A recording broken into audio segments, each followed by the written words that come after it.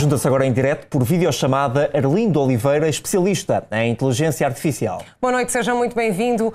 Concorda com a visão da Secretária-Geral do FMI, que nos diz que a inteligência artificial vai de facto ter impacto nos empregos de todo o mundo? É motivo para ficarmos preocupados?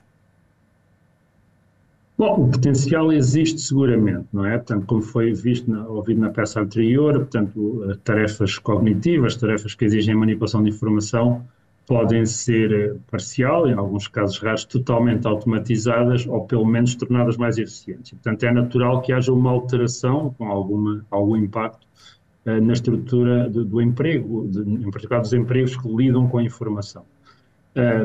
Provavelmente esse impacto será profundo, terá uma profundidade, mas também é provável que não aconteça num espaço muito curto, quer dizer, embora a inteligência artificial desenvolva de maneira muito rápida e as tecnologias de facto estejam aí, mas há muitas razões pelas quais as empresas podem demorar algum tempo a adotar, porque os sistemas não permitem, porque as pessoas, há decisões que têm de ser tomadas, há processos que têm de ser alterados.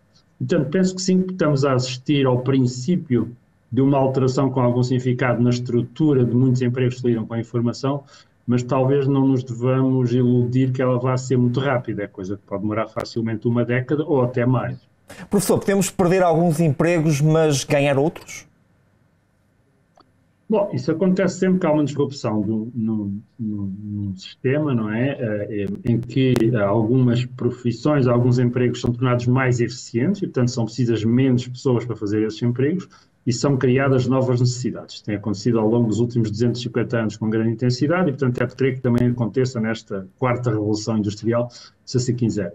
Mas há outras componentes aqui, não é? Por exemplo, quando se torna um emprego mais eficiente, uma função mais eficiente, esse serviço também baixa de preço. Portanto, talvez as pessoas possam ter acesso a serviços médicos de diagnóstico de mais qualidade, serviços jurídicos de mais qualidade, uma série de serviços que agora são relativamente caros e inacessíveis, se tornem um pouco mais acessíveis. Portanto, há de haver uma combinação de uma redução do número de empregos em determinadas funções, mas também uma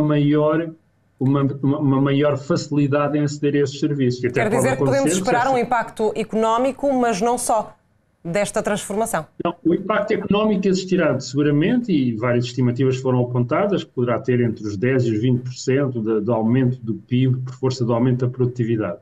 Mas esse aumento do PIB, portanto, por um lado vai fazer com que as pessoas produzam mais e, portanto, também possam ganhar mais, não é?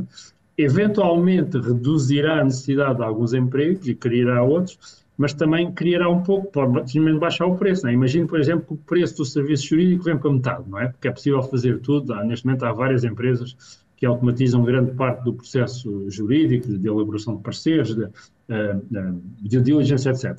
E, portanto, se os serviços jurídicos ficarem a metade, se calhar usamos as mesmas pessoas, mas tornam-se muito mais acessíveis e, portanto, as pessoas eventualmente mais rápidos.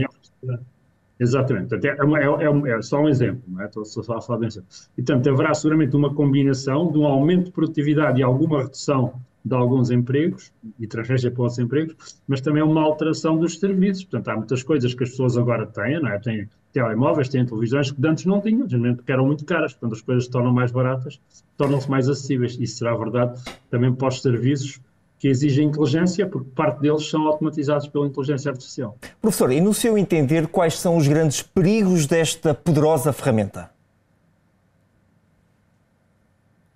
Bom, têm sido enumerados muitos perigos, não é? Há um que me parece relevante, o perigo destas ferramentas, destas tecnologias serem usadas para desinformação, portanto, para passar informação falsa, personalizada, mais eficaz do que a desinformação que já existe. Portanto, este é seguramente um risco. Depois há o risco da disrupção, que estávamos a falar, embora provavelmente essa disrupção por si não mande pessoas para o desemprego, mas podemos assistir a uma situação onde as pessoas não têm as competências certas. Portanto, nós tivemos pessoas em certas funções, mas as pessoas não se adaptaram à velocidade suficiente, não foram formadas à velocidade suficiente, e, portanto, podemos ter necessidade em certas funções, mas as pessoas têm outras competências que já não são tão úteis porque foram parcialmente automatizadas.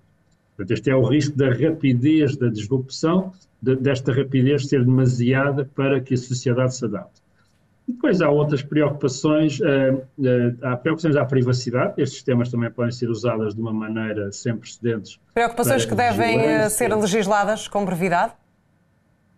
Sim, são questões que estão a ser analisadas. O regulamento de inteligência artificial na Europa liga a muitas destas questões e, em particular, classifica os sistemas em níveis de risco e impõe limites mais fortes nos sistemas de mais alto risco. E, portanto, o que vai acontecer é que nas aplicações de mais alto risco vamos ter muito mais restrições, e algumas são mesmo proibidas. Nas aplicações de menor risco vamos ter menos restrições e, portanto, provavelmente vão se difundir de maneira mais rápida. Mas todas estas preocupações que eu falei, com a desinformação, os riscos da privacidade, etc., são coisas que estão a ser estudadas e regulamentadas, em particular pelo Regulamento de Inteligência Artificial, que em inglês se chama o Artificial Intelligence Act, que está aparentemente a ser ultimado entre os países da União Europeia.